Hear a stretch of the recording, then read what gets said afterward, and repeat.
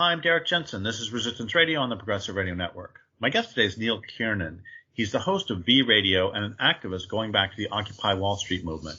His audience is made up of people from both the right and the left. He would describe his political leanings as a left-leaning independent who voted for Bernie Sanders in 2016 and 2020. So first off, and I've been on your show and I've listened to your show. And first off, thank you for your work in the world. And second, thank you for being on the program. Thank you for having me. So tell us a little bit about your history, and then let's talk about what has gone wrong with the left. And I want to say one more thing, which is that there are so many of us old school lefties who now feel somewhat politically homeless because we feel like the left has changed fundamentally. And sure. So can you talk about your history and then talk about some of the things you think may have gone wrong with the left? Let me make one point so that I don't forget it, and then I'll launch into my history. I think I have a meme that I pass around frequently on Twitter, and the meme shows the modern left's political compass, and it's based off the political compass test that has like 4 quadrants that are left and right and authoritarian versus libertarian. And the point of the joke is that the modern left's political compass shows that only the top left corner, which is a little green box, is actually the left and everything else is far right. Our ability even to define what is left now is completely thrown like into the air. Like we don't really have a good definition for it. And it's become kind of dogmatic to the point that it reminds me more of a religion in that there's no nuance allowed. Like I am very left leaning on the majority of issues, but I get identified as far right all the time. And there are other people like Brett Weinstein, like, for example, who are definitely left on everything that would have been important before. But now all of a sudden, unless you tick all the boxes, it's like it's become a religion. And I don't say that to be hyperbolic. I say it because religions have blasphemy. Religions have heresy. And if you commit those things, then it doesn't matter how pious you are in any other aspect. You are now in league with the devil. You are no longer the Christian or the whatever, right? But anyway, so as far as my background, I actually have been through like a wide spectrum of beliefs over the course of my life, as far as like just exploring ideas and really trying to get to the bottom of it. My mom was very big on just encouraging critical thinking. And so we, from a young age, she was kind of parent who liked to talk things out with people.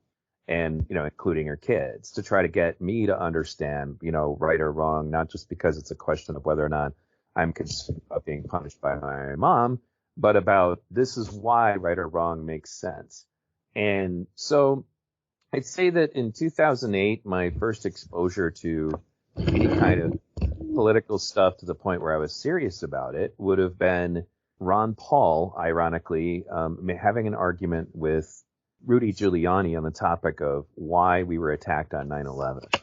And what he said was kind of mind-blowing to me because he just kind of said the quiet part out loud. It's like, they're not attacking us because of our freedoms. They're attacking us because of our foreign policy decisions, and this is blowback. And everybody was aghast at the idea that he even said that out loud, but it made a lot more sense to me. But anyway, as I that was what got me to poke my head in the door. That's also kind of around the same time period that I discovered your work. A much older video of you. It was called Endgame. And I quote it all the time, and a bunch of other things that happened to me at that time, as far as like getting exposed to different thinking, different ideas, and also just kind of trying to become more cognizant of and aware of what was going on around me. From a young age, I kind of had I would call it, I guess the best way to explain it quickly would be to say, I remember one day I was in middle school and my counselor saw me and, he thought I was depressed, so he wanted to talk to me.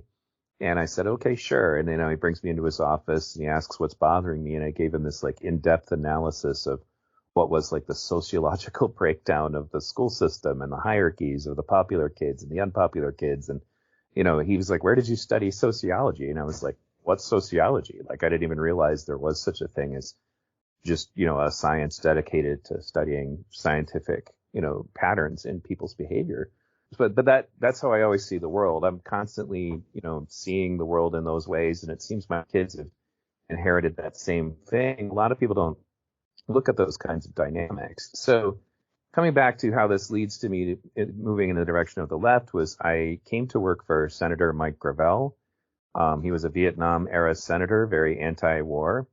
And he had a big influence on me, particularly, during his campaign. I worked for his presidential campaign. In addition to that, I've joined the Occupy Wall Street movement, more specifically the camps at Detroit and Flint. It's funny is that the way Occupy was initially was what I would say I wish the left could recapture, because I almost feel homesick for it. It was a perfect, at least initially, a perfect melting pot of just so many different kinds of people were there. And our races and genders and who we were sleeping with, none of that was even relevant. Nobody was talking about that. We were one unified tribe. And I think that, to me, it was so powerful. That was one of the things that really drew me in. And I had always been poor. I guess the term that would generally be used is, yes, I would be called white trash. I was really, really poor. Like, we didn't even own a car. We grew up in really tough neighborhoods. So obviously, that was going to change my perception of things, particularly when it came to the relationship between the poor and the wealthy, and obviously I loved the forest, so I became somewhat of an environmentalist at that point. Those things all kind of played a big role in it. I think that that's actually probably a good way to segue out of that into what I feel is going on now. I pulled myself out of politics after being a big podcaster for many years.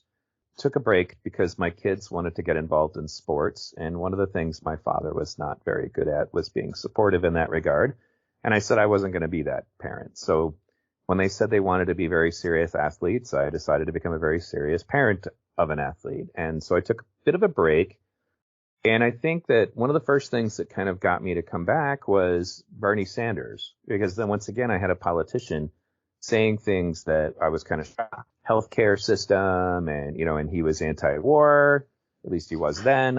It's like I have kind of lost track of where he's at this point. And it was really interesting to hear somebody who seemed so sincere, and making those comments that really appealed to people, and at that point, the recession had happened like a little bit before that, so then it made me a bit more mindful again, but it was kind of invigorating to hear from somebody that I thought, okay, I could actually be excited about going to vote again.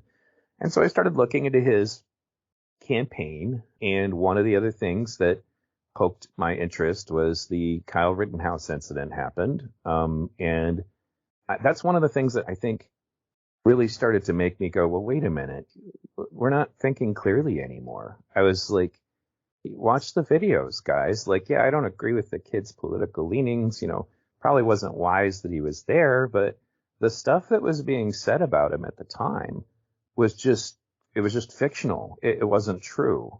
And there were people who were very enthusiastically doing that. And that's when I started to notice that the truth was kind of secondary. But I guess let me rewind a little bit. I got to go back to Occupy for a moment, because this is important too.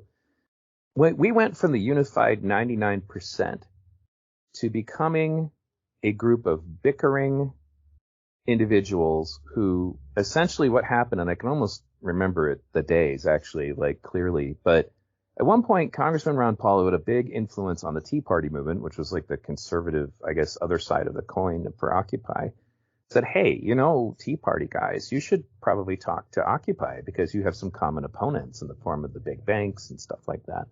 And I was pretty excited about that. I thought that would be pretty cool. But shortly around that same time was when all of these experts, and I put that in quotes, showed up to explain to all of us why we couldn't be the 99% because we should all kind of secretly hate each other. Like, that's not how they put it, of course, but we were divided up by, well, if you're this race or that race, you should feel this way. If there's people of alternative lifestyles here, well, they're being marginalized. And then it started to become a situation where everybody got divided up by these different aspects of who they were that would have been irrelevant literally a week before. Nobody would have been thinking to themselves how many black people were present at a meeting.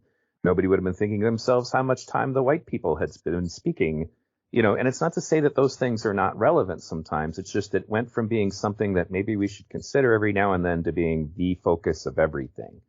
And I think one of the, it was all said to be done in the name of equality, But then we had what they called the progressive stack, where they wanted us to assign a priority to who was going to speak based upon their perceived levels of oppression. And that ended up just creating a new hierarchy. And one of the things that I have since come to realize later on, I think I'm going to remember the name of the scientist, but I don't know if she was a scientist, she's more of an activist, but she had done this historical experiment on a group of children where she divided them up by the superficial point about their eye color. Well, blue-eyed people are this and brown-eyed people are that. And she managed to recreate essentially a racist, bigoted response in that small group of children in a very short period of time. And it was an important study on how racism works. I look at it now and I think back on it, and I actually did a video specifically about it, going over all the science. By doing that, that's essentially what we're doing now. We spend a lot of time now going into groups as left-leaning people where we go, well, you're this group. You have green eyes. This is your issue. These are the people you're oppressing. And then the brown-eyed people have, and it just, what science shows is that inevitably this creates bigotry because it activates a lot of these primitive tribal instincts that exist in humans. That one of the things a friend of mine named Jacques Fresco pointed out, he lived about 100 years old. He was a good thinker, but he's like, one of the problems of mankind is to be, I would say, arrogant enough to assume that we are not in any way subject to those kinds of primitive instincts. And what I found studying the science was that it's like there's a button you can push in someone's head that activates if you start attacking their in-group. And then it becomes about, well, now there's two tribes fighting each other. And that's what happened in Occupy. We went from a unified tribe to now, well, this is the black group. This is the gay group. This is the trans group. This is, and it didn't do anything to make us better and worse. And I think, cap it off with a difference of an example would be that Occupy Flint, for whatever reason, did not have this element. There were no people showing up to wokeify, I guess, the camp. And so the culture there was radically different, even though it was equally diverse. There were just as many people of different colors and races and creeds and, sexual orientations at Flint. But for whatever reason, we didn't get any of these quote unquote college experts to do teach-ins to explain to all of us why we were supposed to hate each other. And so not only was Occupy Flint more peaceful, it also was way more productive. We had solar power. It was very easy to get people to do the things we needed done in the camp, and looking back on it now, both like Crystal Ball and Ryan Grimm have done stories about how this problem has essentially continued like a virus and is still a problem for leftist leaning groups all over the place. Like the Sunrise Movement is tearing itself apart because essentially what happens when you create a religious inquisition-like mindset is that you're never done. If you run out of witches, it just means you're not looking hard enough. And I hope that kind of explains where I think I would start when trying to explain this is that, the left, and Glenn Greenwald was actually recently talking to Jordan Peterson about this. It's like the left used to be about all of these class issues, about, healthcare and taking care of poor people. And now the most important thing seems to be to figure out what everybody's individual identity is, and who they're being oppressed by at any given moment. So there's no room for unity. Thank you for that. I think a lot about, it's pretty interesting.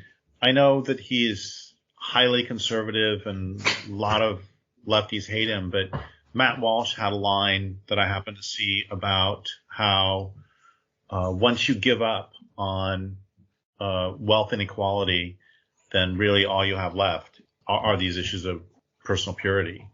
And the thing that I find horrifying is that it was a right-winger saying that.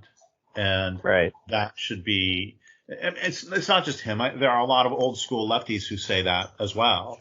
But it's a pretty basic thing. And I don't –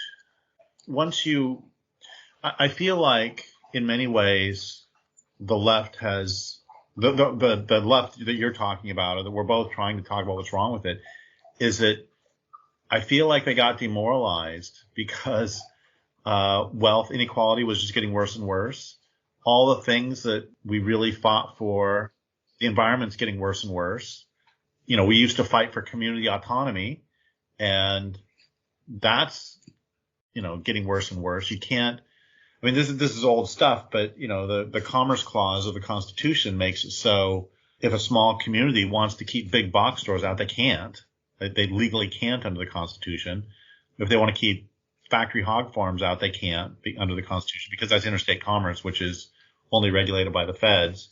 The point is that I feel like part of it was demoralization. If I can't actually stop the murder of the planet, at least I can get this comedian canceled. At least I can, right.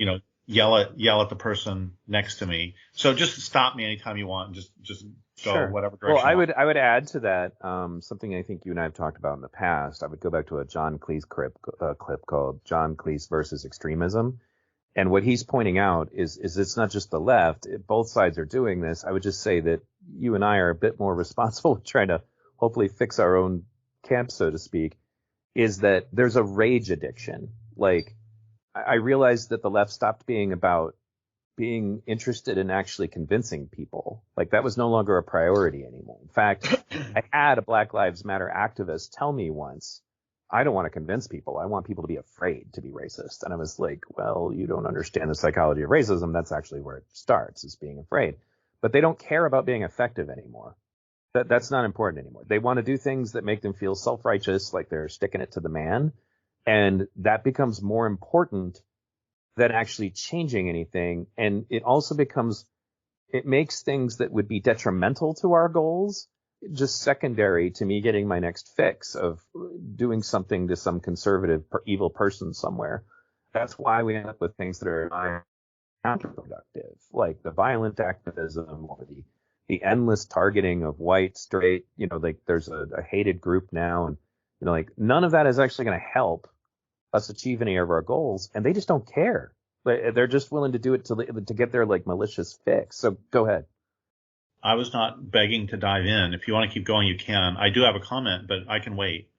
No, go right ahead. I think a lot about an interview I did back in I think it was late 90s with this guy Joel Dyer, who wrote a book called Harvest of Rage, and it was about how the farm crisis of the 80s and 90s, which of course continues in its own way and keeps getting worse, except now we just accept it, that this food conglomeration, this monopolization of food systems. Anyway, a lot of those farmers, he was a hippie basically at the point, and he would ride into town with his hair down to his behind on his motorcycle with a earring in his ear, and the farmers didn't care as long as he wanted to talk about the farm crisis. They're like, come on in, have a cup of coffee and let's talk. What he wanted to know was why so many of them were ending up with the far right, why so many of them were ending up in, far right militias. He said it's because if you're really desperate and you're in just really bad shape and your family is gone and you're losing the land that you've had since your grandparents, if somebody knocks on your door and puts their arm around your shoulder and says, hey, buddy, it's okay, we'll take care of you. If that person's a Mormon, you're going to become a Mormon. And if that person is a far-right militia, you're going to be a far-right militia. If that person's a lefty, you're going to become a lefty. But the lefty wouldn't reach out to them. The lefts wouldn't reach out to them. Right. And I think I've thought about that so much in the time since that I guess another direction to take this is that I listened to some of the talks that Timothy McVeigh did, and Timothy McVeigh obviously is horrible, absolutely horrible, and he committed unpardonable things. And sure, some of his anti-war talk was just straight old school leftism. And I guess one more thing I want to say is Michael Moore used to talk a long time ago about how the Michigan militia were the unemployed arm of the UAW. Yeah. The point I'm getting at is that there are these real issues that we can, I guess it just comes back to the original question of how to, what happened to the left? These used to be issues, these class issues used to be really important, and environmental issues used to be really important. And okay, I'm done.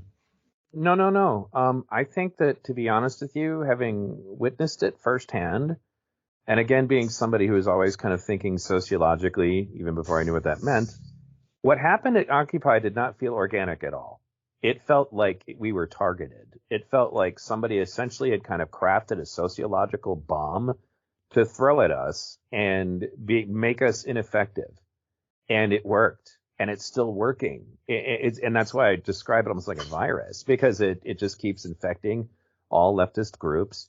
And then we spend enormous amounts of our energy trying to fight against perceived bigotry within our own ranks. And that becomes more important. And finding the witches becomes more important and all consuming than literally anything else. And then it's also a never ending purity contest, which is, that's why you'll see people who seem to have nothing better to do with their time than to go through 10 years of somebody's Twitter feed to try to find something that they need to be canceled about. I remember, for example, recently there was an anti-war rally, and that used to just be kind of a no-brainer. This is what we do. And Chris Hedges, who's a total socialist, was there, but there were people on the left that were furious that he would dare share the stage with anybody that they didn't approve of, anybody that didn't, it's like that's compared to a religion. There's excommunication. You're not supposed to talk to those people.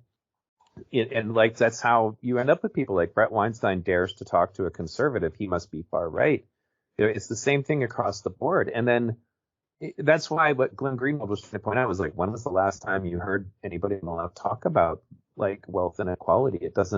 It seems to be so much less important than pronouns or kids, or like, what sports somebody could participate in based upon their biological gender. These are things that, honestly take up a very small percentage of the population, and yet they're now like our major focuses. And a lot of these things, this is something else Jacques Fresco would have pointed out, is that if you solve a lot of the economic inequality issues, a lot of those problems tend to go away. Like they're kind of symptoms. They're not the underlying causes. I mean, like when you think about it, like I remember when I was teaching my kids about racism, I showed them Gangs of New York, because that was all mostly people of the same color fighting over the limited resources in early, like in the early United States, and that resulted in English people hating Irish people and then Irish people hating Italian people. If you can solve all of those problems, much of this goes away. And then I also remember a video called Capitalism and Other Kid Stuff, which was made by the Socialist Party in the UK. And they pointed out, like they kind of create like a parable about this guy named Rex. And Rex is your super wealthy guy. And he wanted to keep everybody feeding each other so that he can maintain his control of all the toys in the kindergarten. It's like a story told about a kindergartner who's given all the rights to the toys. The point is that one of the strategies was to tell all the black people to hate the white people, and to tell all the men to take, one of the women as their property, and if she doesn't like it, like basically the point is that all of these things that we have now seem to be addressing as if we fix that and then suddenly everything is fine is now the forefront. And it just sometimes, for example, with the racial stuff, it's so out of control, that I noticed was one of the big things. It's like we went from talking about class quite a bit to being only talking about race and systemic racism. And it's like we could Thanos snap every white person off the face of the planet tomorrow. All of these problems would still be there. And they don't seem to get it or want to get it. So that puts us in a situation where we're forever treating our symptoms, but the disease is just going on, and it doesn't slow down. So I guess to answer your question, though, I don't think it's an accident at all. I honestly feel some kind of social engineering is at place, especially when I dug into the science. And that's one of the reasons that this bothers me the most, is that the psychology and sociology stuff I read, in fact, I interviewed a sociologist who's a longtime old school 60s leftist who said sociology's been completely captured. He's like, it's not a science anymore. And this is a lifelong sociologist. He's like, and he was so black-pilled about it. He was so depressed because his science was destroyed by people whose activism was more important to them than actually doing any kind of solid science. But the point is that most of this seems to come out of our college campuses, where there are a lot of people who kind of push this into the conversation and the culture of the college campuses. And the thing is that it's the psychology and the sociology departments that know, because all of the studies that I have read that determine this is how you create more bigotry and hatred and this is how you fight it, all of the competent people know that you have to disarm bigotry like a bomb. You can't just, it's like when I interviewed Daryl Davis, the black man who gets guys to leave the Ku Klux Klan. He said, I asked him, I'm like, well, for example, what if we took a Black Lives Matter group to a Klan rally? He's like, that could never work. And I was like, why? He's like, because you can't get these people to abandon their beliefs by getting up in their faces and shouting slogans at them or telling them that they're evil and that they're oppressors. And, and he also just identified that you have to understand how a Klan member becomes a Klan member and then try to convince them that that's not right anymore. You do it by humanizing yourself to them as a black person. And then eventually they just abandon racism. They just don't, because then they don't think of you as other anymore. Whereas now we go into every situation looking to other everybody there. Like it's a hyper focus. Like I just did a video recently about an article I stumbled across where this guy is describing his problems with gentrification, and he's a black gentleman and he's gay, and he's just describing his situation with being upset that there were so many white people in his community. And when he describes his day-to-day existence, he just goes into every situation evaluating the race of literally everybody there and then determining how he's going to interact with the circumstance based entirely upon that. And that is something that you would have identified as being a racist activity. That's something that a racist would do. But we've told that group of people that they can't be racist somehow, so they just do it anyway. And then, well, what does that foster in return? Well, as the science has known for many years, that if you constantly attack a group, they're going to be, well, what about your group? What about, what about your race? What about your, and then it just self-perpetuates itself. If that's how you're trying to fight racism, you might as well pour gasoline on a fire to put it out. It's not just a matter of it's immoral. It doesn't work. And so my final point about that is that the sociology and psychology departments, along with some of the other, studies that you see on college campuses at this point, should have been the source of knowing this is why Martin Luther King did what he did, because what he did works. What we're doing now doesn't work. They should know that already. That research is all sitting there for them. And instead, we're getting critical race theory documents that say things like race consciousness is very important and we shouldn't, and colorblindness is wrong. And, just regarding yourself all as one species is actually white supremacy. It's just a matter of I do feel that somebody with an intent to destroy what we do did all of this. And when you look at it and you take it down, I was talking to Lear about this last time I had her on, with notice that it seems like the current racial activism seems to be geared towards just systematically undoing the civil rights movement. As in, let's convince people of color to burn down their own communities, which will in turn destroy their local economies, cause more poverty, hurt more people, cause inevitably more conflicts with the police. Then they're bringing back the stigma against interracial marriage. They're convincing people of color that segregation will actually protect them and make them more free. It's almost like somebody just decided, you know what, I'm going to undo the civil rights movement by convincing people of color that the best way for them to be free and happy would be to not have anything that Martin Luther King succeeded in getting for people of color. It's just one by one. And, I think that part of the problem is that we've made our activism so emotional and not rational. We've ceded that ground. And again, it's not just the left. The right has the same problem, and the right's infighting with itself right now too. But that's why I look at it, and I think that our responsibility as people who lean to the left is to try to clean up our own world. But like you said earlier, and it comes back to what I said, as far as we don't seem to care about being effective anymore. We don't care about trying to convince people to come over to our side. We don't, and when you look at it, how many people do you think, a given activism thing actually convinced? They don't even care. Do you think anybody's attitude about trans people in any way improved by having Antifa beat up, soccer moms and street preachers at the Wii Spa? Did that achieve anything? Do you think anybody who already had problems with trans people in any way changed their mind after that incident? I wouldn't think that it would be in any positive way, but they just don't care. I think that I want to go back to something you said earlier about, Sure. Well, there's a couple things I want to go back to. One of them is this when you're talking about them getting mad at Chris Hedges for being on a stage with somebody that he might disagree with, I always go back to Noam Chomsky debated Michel Foucault and later called Foucault one of the most evil people, or the most evil person he'd ever met.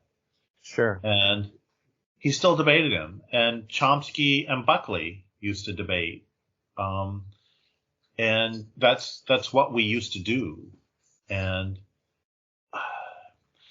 I don't want to get too philosophical on this, but I think part of the problem also is the whole postmodernism, where they've declared there is no such thing as reality. And once you've declared there is no reality, the only way you can win is by an argument, is by shutting the other person up, because you can't use facts anymore, because facts don't exist, or facts are colonialist, or I actually saw the claim that gravity is a colonialist. Yep, concept. I've seen that stuff too. And once you go that direction, again, the only way you can win an argument is by calling the other person a fascist. And then the other thing I wanted to mention about that is this whole, the level of purity that's required. And, I don't agree with transgender ideology. And there are people who would agree with probably 98% of my work. But now I am the devil incarnate because I don't believe that men can become women. And the point I want to get to with that is I don't even agree with 98% of everything I've ever written. It's just that level of purity is extraordinary to me. That's, I was raised a Seventh-day Adventist, and honestly, at this point, the left is more fundamentalist and dogmatic, and so is anarchism, which just cracks me up. Sure. They're more fundamentalist and dogmatic than when I was literally a fundamentalist Christian when I was a child. Like, there are big schisms in the Seventh-day Adventist Church about whether one should eat meat or not. There's a very strong vegetarian movement. But the people who eat meat we weren't forced out of the church. My family ate meat. And they just, in fact, I remember some potlucks where there would just be two tables and no big deal. And it's pretty bad when a political movement, which is supposed to be living in a pluralistic society, there's that old line about politics made strange bedfellows. And, you make temporary alliances and you share the stage. I mean, heck, I've given tons of talks over the decades, and I was at conferences. I didn't even have any idea who else was there. I didn't care who was there. I just came to do my talk. Right. Okay, I'm done again. Oh, no, that's fine. I think that goes back to what I said about it being religious and even cult-like, honestly. And that's why there's no room for nuance. And then so much energy ends up getting put into, ironically, fighting people that would otherwise be friends. And that's why I realize, so for example, I actually, my audience has changed quite a bit. My audience used to be probably almost entirely left-wing at one point. And now I have a lot of conservatives and Trump followers who listen to me, and they know that I'm not one of them, but they're still listening. And I think I won a lot of their respect because of the way that I treated the Rittenhouse stuff, and the way that I addressed things. For example, the only thing I've ever been doxxed for in my entire life, and I had my life threatened over, was my coverage of trans athletes in sports and what the science actually says. And I'm a sports coach who coaches girls who wrestle, so it's really obvious to a wrestling coach what's going on.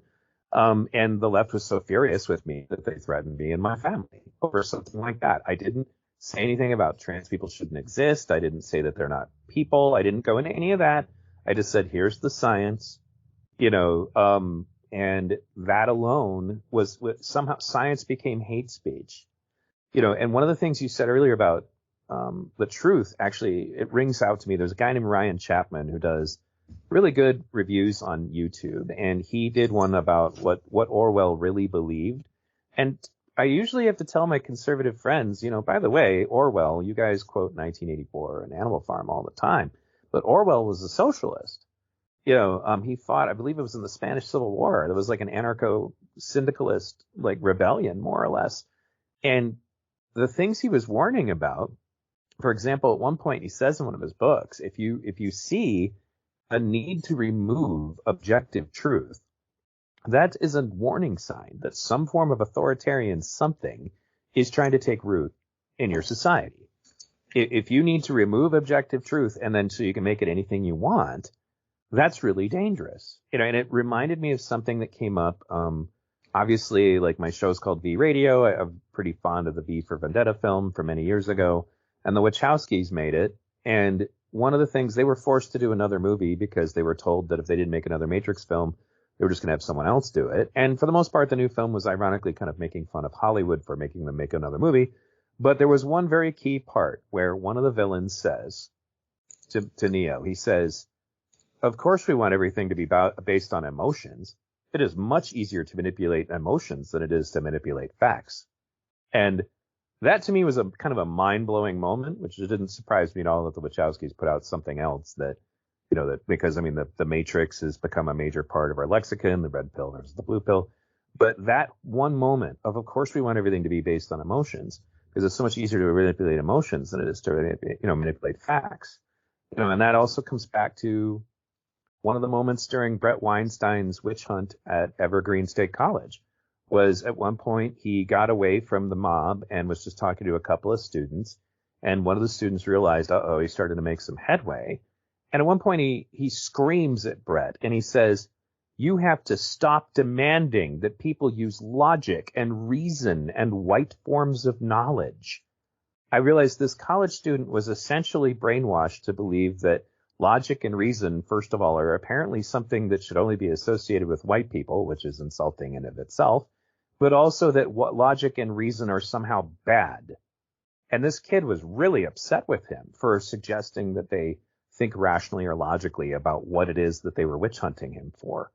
And that's why I think that people need to recognize, and this is something, and I'll stop with this, which that I have a friend from the Czech Republic who I do shows with sometimes. And he's like, you guys can't even get basic facts straight, like whether or not Kyle Rittenhouse shot any black people. How can you have meaningful conversations about healthcare?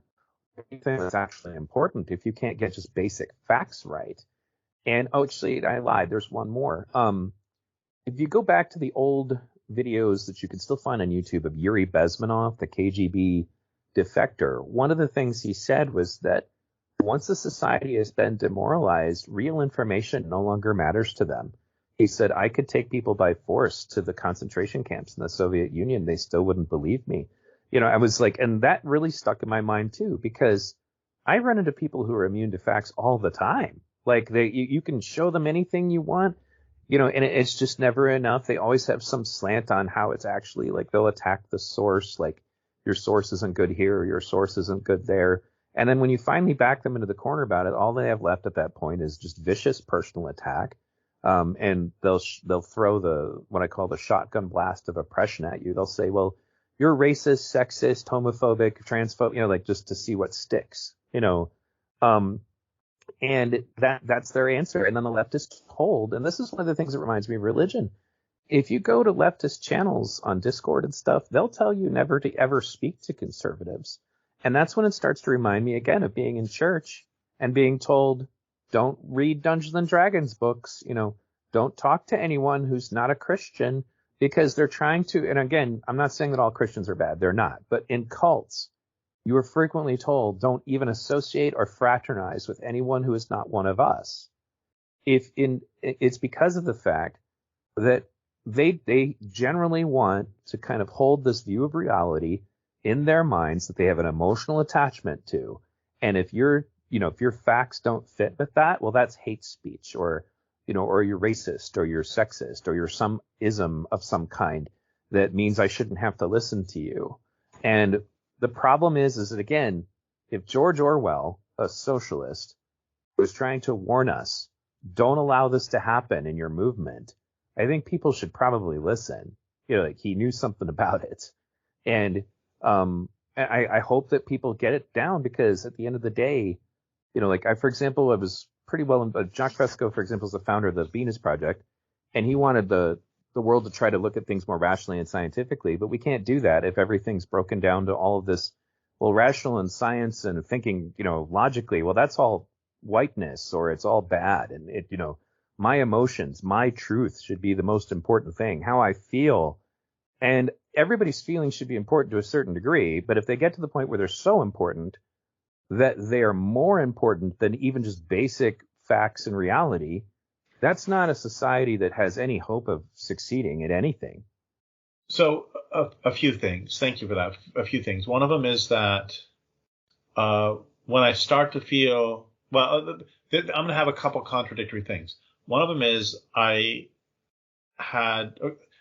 read a study, but went from 1981 to 2011 about how college students had decreased empathy by 25% over those years. Mm-hmm. And they did it by asking things like, if you had a sandwich and your friend doesn't and you're having lunch, do you give your friend half the sandwich? And it had decreased 25% by then. And I've also heard about, I didn't see this part, but I've also heard about one that was same years that said emotional maturity had dropped among college freshmen, that college freshmen in 2011 were about as emotionally mature as high school freshmen in 1981. And so on one hand, I want to be the old person who says, yeah, things are getting worse.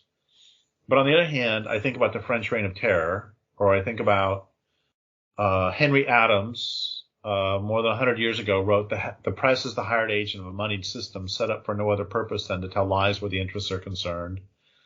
And I think about all sorts of times in the past when people have gone crazy, and I'm not entirely sure that collective craziness is not our default state. And I think about, they talk about how it cracks me up to read about how politics in the United States are so much worse and so much more divisive than they've ever been. But I don't recollect anybody recently being beaten unconscious on the floor of the Senate, which happened during the slavery debates, abolition debates. Sure. I don't remember if Charles Sumner was the guy who got beaten or was the guy who beat, one of the two. And the point is that politics has always been nasty and always been for crying out loud, we have Alexander Hamilton and Aaron Burr shooting each other. And right. So I don't, and what was it? Thomas Jefferson? I don't remember who it was. There were two of the founding fathers never spoke to each other again after a certain point because of politics. So I don't know. And plus, anyway, I'll just leave it there. That I go back and forth as to whether there are. I do think. Here's something I want to bring up. So having said all that, you can respond to that you want. Or also, I think it's not really possible to talk about all of this demoralization, all of this personal purity, everything else, without talking about the fact that real wages have been declining since 1973. Sure.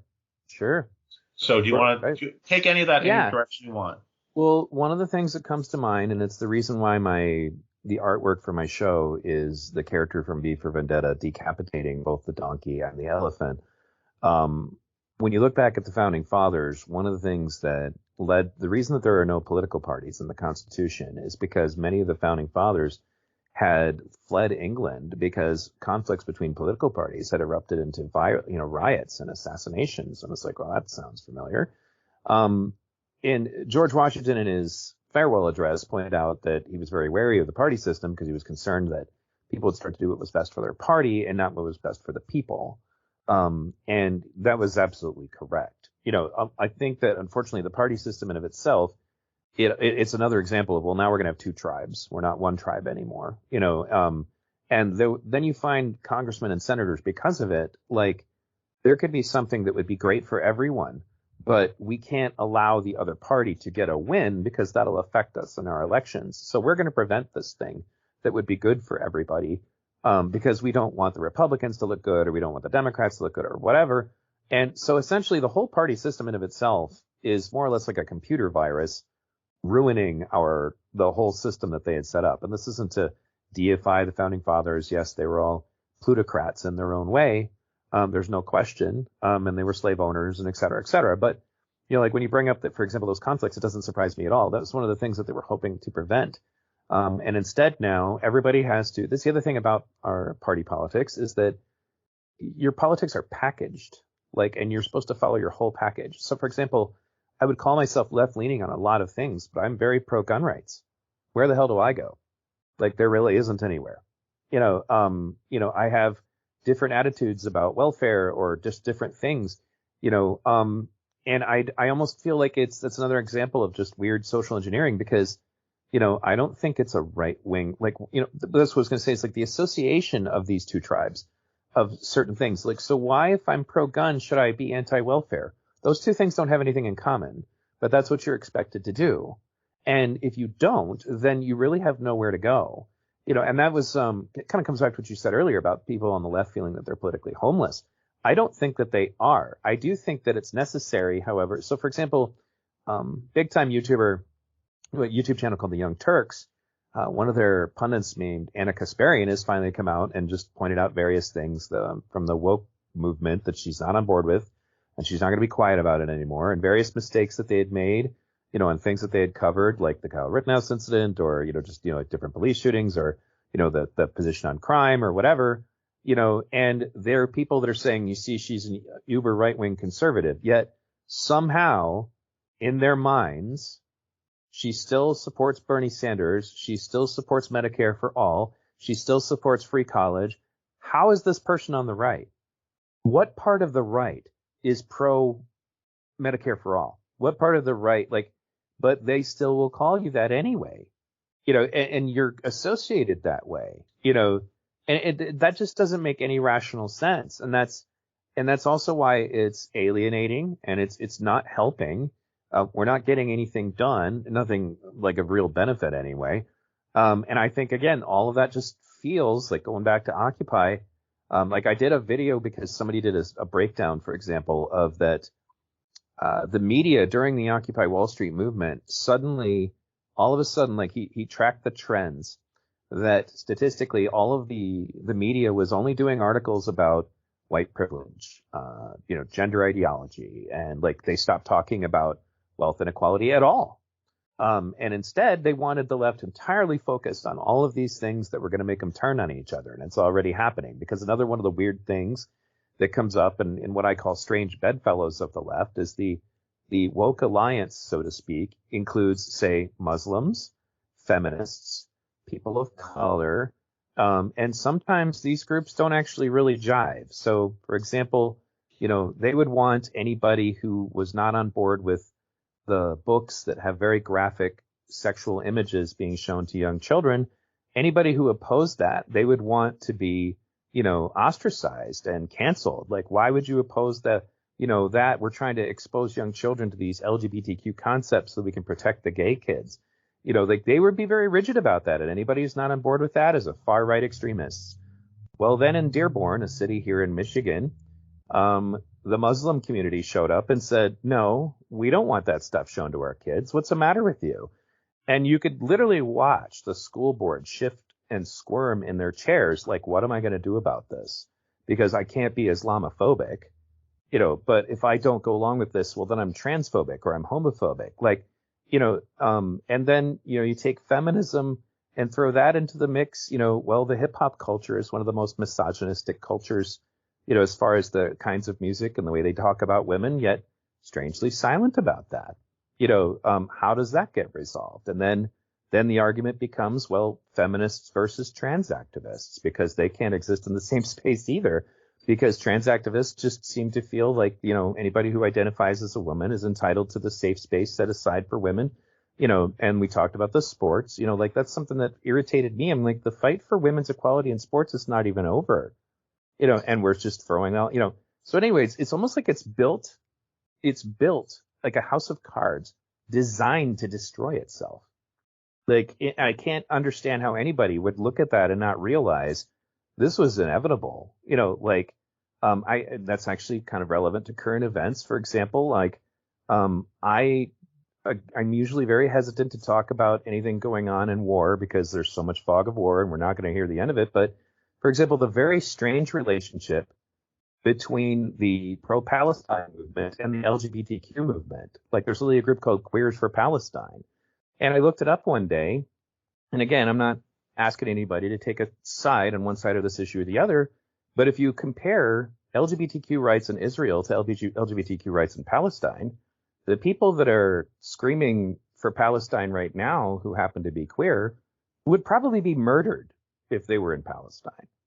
And that doesn't mean that you as a gay person cannot want to see people live, who you don't agree with, obviously.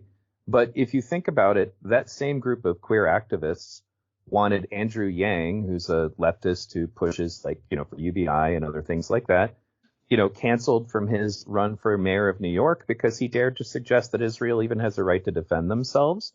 They want total obedience on that issue. You cannot in any way deviate on it. But those same people would not be welcome in Palestine at all. So there's all of these various things that are extremely contradictory.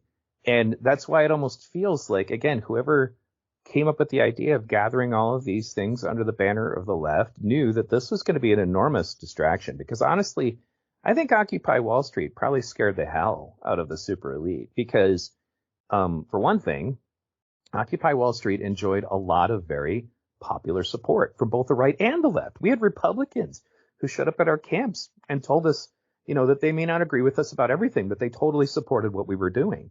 But whereas in comparison, Black Lives Matter and the way that went down, it didn't work out like that.